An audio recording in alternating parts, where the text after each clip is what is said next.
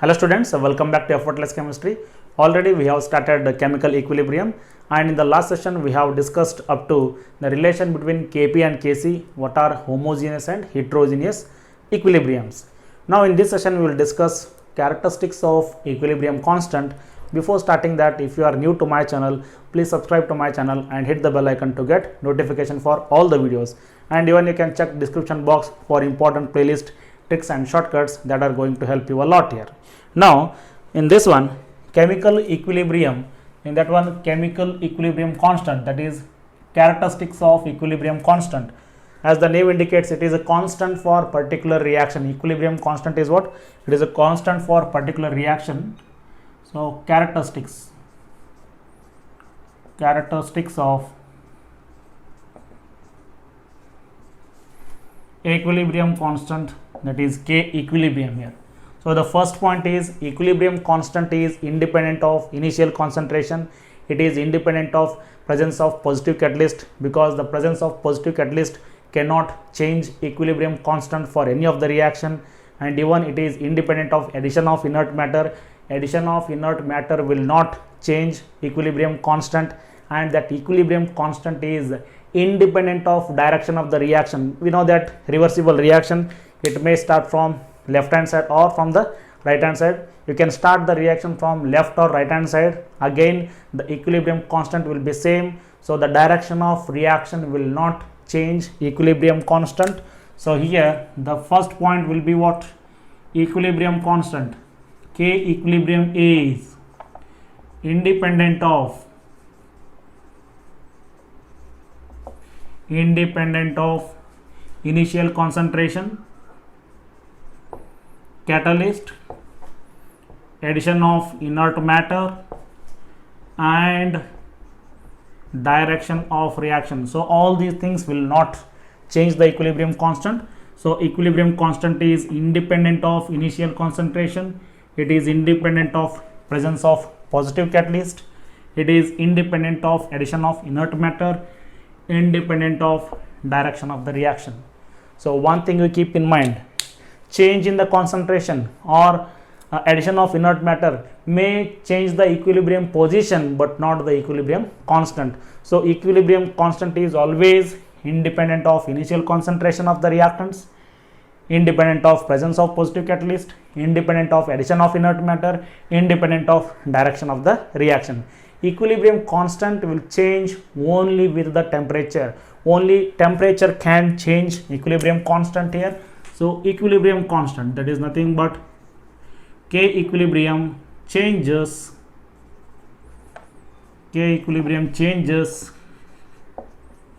with temperature. So only temperature can change the equilibrium constant. So the effect of temperature on the equilibrium constant is explained by using Van 't Hoff's equation. So that Van 't Hoff equation is Van 't Hoff's equation. So in this one, that will be log of K2 by K1 equal to delta H divided by 2.303 R into 1 by T1 minus 1 by T2. So this equation will explain the effect of temperature on the equilibrium constant. Now in this one, K1 and K2 are equilibrium constant at particular temperature T1 and T2. So here K1 is equilibrium constant at T1. Similarly K2 will be what? Equilibrium constant at temperature T2. Already we know what is delta H value. Delta H value is nothing but this is enthalpy of reaction. Enthalpy of reaction, and R will be what? Gas constant here.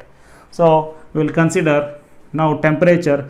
Let temperature T2 will be greater than T1, so that this term will be positive here. There are two types of reaction. We know that one is endothermic reaction and another is exothermic reaction. In both cases we will discuss the effect of temperature on the equilibrium constant. So first case, if delta H value is negative, if delta H value is what? Negative. Delta H value is negative. Such reactions are called as what? Exothermic reaction. If delta H value is negative, in that case log of K2 by K1 will be less than 0. Then log of K2 by K1 will be less than 0, because this term is always positive. If this delta H value become negative, whole term become negative, so log of K2 by K1 will be what? Less than 0 here. So now this can be written as,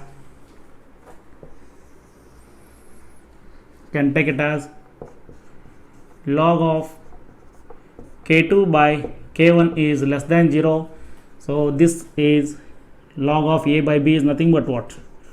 Log of K2 minus log of K1 less than 0.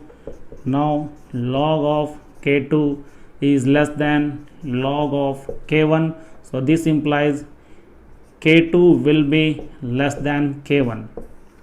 Now see here, K2 is what? Equilibrium constant at temperature T2 here, at an higher temperature you can assume here.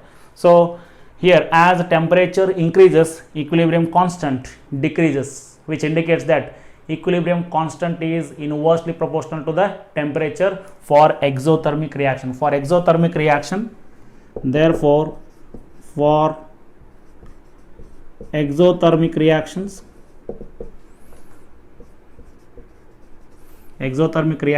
as temperature increases, equilibrium constant value K value what happens?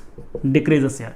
Therefore equilibrium constant is inversely proportional to temperature. For exothermic reaction, K equilibrium is inversely proportional to temperature. If temperature increases, equilibrium constant value will decrease here. Similarly, we will discuss it for what? Endothermic reaction also. So we know that for exothermic reaction, equilibrium constant is inversely proportional to the temperature. Similarly, we will discuss for endothermic reaction. What happens, we will see here. Already we know the equation.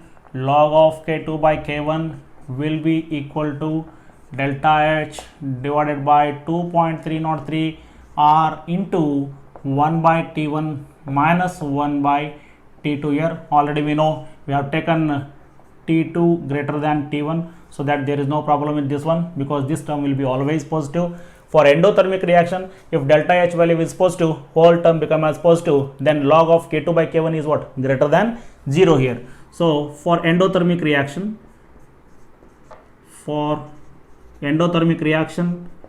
delta H value will be positive. If this delta H value is positive, whole term become as positive, then log of K2 by K1 is what? Greater than 0 here. So that log of K2 by K1 will be greater than 0. So this can be written as log of A by B is what? Log of A minus log of B.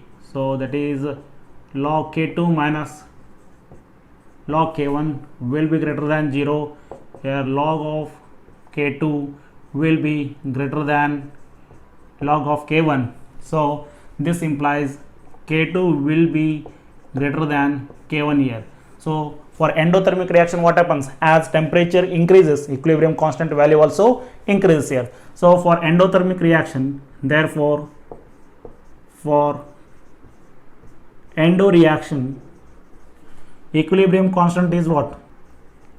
Equilibrium constant is directly proportional to temperature. So always you keep in mind, exothermic inversely proportional, endothermic the equilibrium constant is what? Directly proportional to the temperature. So already we have discussed equilibrium constant is independent of initial concentration, presence of positive catalyst, addition of inert matter, direction. So all these things will not change equilibrium constant. It changes only with temperature. So that too for endothermic it is directly proportional. So for endothermic reactions, temperature increases, equilibrium constant of the reaction also increases. For exothermic, it is inversely proportional. As temperature increases, equilibrium constant value decreases here. So next point is this equilibrium constant, it depends on the mode of representation of reaction here. Next point, it depends on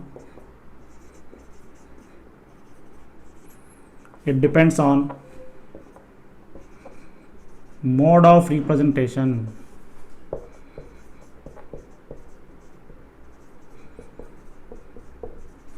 of reaction. Simply, if the reaction is reversed, equilibrium constant is taken as reciprocal. Simple here. For example, if I take this is a reversible reaction where A is giving B, for this one equilibrium constant is K. If I reverse this reaction, that is nothing but B will be giving A. If the reaction is reversed, then equilibrium constant will be taken as what? Reciprocal. Then equilibrium constant become as what? 1 by K here. So for this one you can call it as new equilibrium constant, that is nothing but K dash. So for this reaction, equilibrium constant will be what? Reciprocal of equilibrium constant of this one. Simply reverse the reaction, equilibrium constant is taken as what? Reciprocal. If reaction is reversed,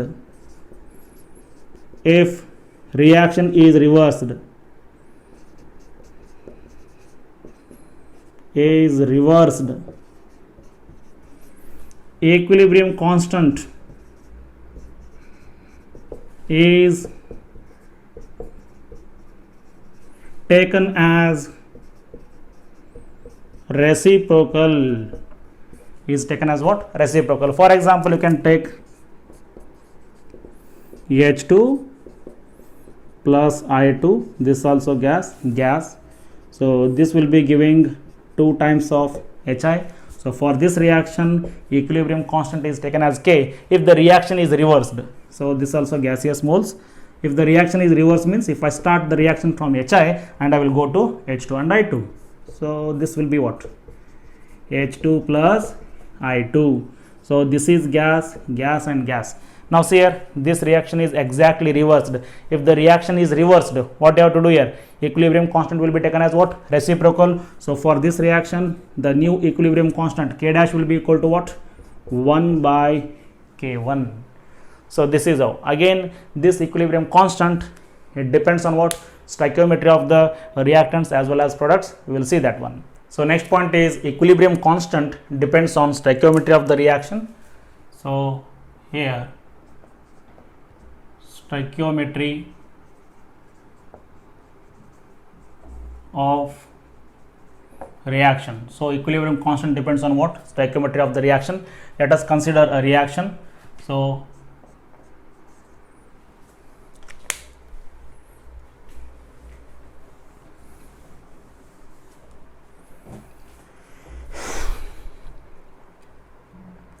next point is equilibrium constant depends on stoichiometry of the reaction.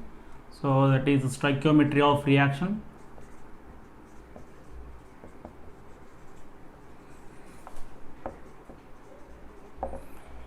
If K is equilibrium constant for original reaction, K is equilibrium constant for original reaction,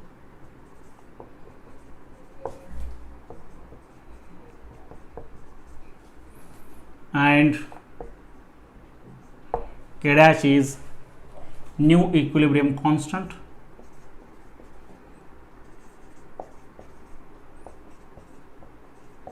then now say here, for example, if I take A gives B, so again it is a reversible reaction. So for this one, equilibrium constant will be what? K here. So for this one, equilibrium constant is molar concentration of product divided by molar concentration of reactant. Okay. Now if the reaction is reversed, suppose B gives A, this reaction is reversed. So for this one, the new equilibrium constant K dash will be what? If the reaction is reversed, equilibrium constant is taken as what? Reciprocal. So it will be what? 1 by K here. Okay. Now if this reaction is multiplied with any number, for example, if the whole reaction is multiplied by n moles of A gives n moles of B, then the new equilibrium constant K dash will be equal to K power n here. So what is stoichiometry here? N. So K power n will be what? Stoichiometric, that is equilibrium constant here. Similarly, if this reaction is multiplied with 3 moles of A gives 3 moles of B. In this case, what will be K dash here? So what is stoichiometry here? 3. So K dash will be equal to what? K power 3. If the reaction is multiplied with 1 by n moles of A gives 1 by n moles of B here. Okay. So for this one, the new equilibrium constant k dash will be equal to what? K power, what is stoichiometry here? 1 by n, 1 by n. So k power will be what? 1 by n here. Suppose if it is multiplied with half moles of A gives half moles of B. In that case, k dash will be equal to what? K power, what is stoichiometry? Half and half. So k power 1 by 2. So this is written as what? Square root of k also, or you can write k will be equal to k dash square also you can take here. Okay, so like this, equilibrium constant depends on what? Stoichiometry of the reaction. Now if the reaction is written in the multiple step, for multiple step reaction, for multiple step reaction. So what is multiple step reaction here? For example, if I take A gives B, so for this step equilibrium constant is taken as K1, B gives C, for this step equilibrium constant is taken as K2, again C gives D, so for this step equilibrium constant is taken as K3 here. Now for the overall reaction, so here BB get cancelled, CC get cancelled, what will be overall reaction here? Totally you are coming from A to D here. So for this reaction, overall equilibrium constant will be what? Product of K1, K2 and K3 here. So K will be equal to, what happens here? K1 into K2 into K3. Again if this reaction is reversed, what happens here? D gives A. D gives A. Then this will be what? This will be taken as reciprocal. So for that K dash will be taken as what here? 1 by K1 K2 into K3, because already we know that any reaction is reversed, equilibrium constant is taken as what? Reciprocal, 1 by K1. So 1 by K1 into K2 into K3. So new equilibrium constant is what? K dash will be equal to 1 by K1, K2 and K3. So like this you have to write equilibrium constant for particular reaction with the help of what? Stoichiometry here.